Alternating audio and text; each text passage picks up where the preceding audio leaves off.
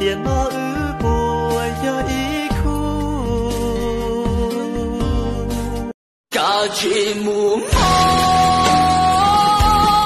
gạo bông tu nên trong cha cô trái chuột.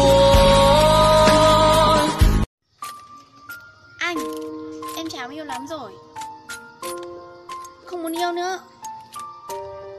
Hay là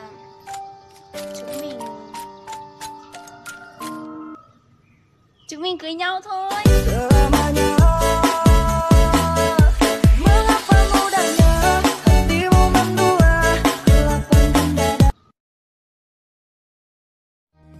Là hoa cao trào màu đu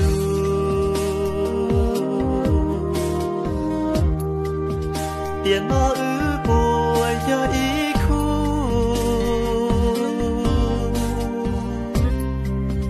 tu có bao ê bùa cho cụ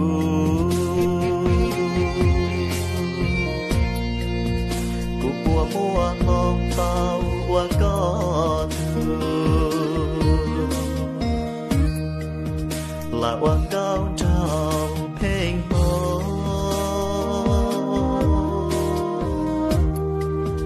ta kỳ trong lý cha chi bao nô nó to do cụ tu luôn cao ước bùa cho khu tao. Em cao mét mấy đấy? Em cao 1m49. Vâng rồi, em là chim cánh cụt à? Thế anh cao mét bao nhiêu? Anh á, anh cao 1m78 cơ. Thế anh là khủng long à?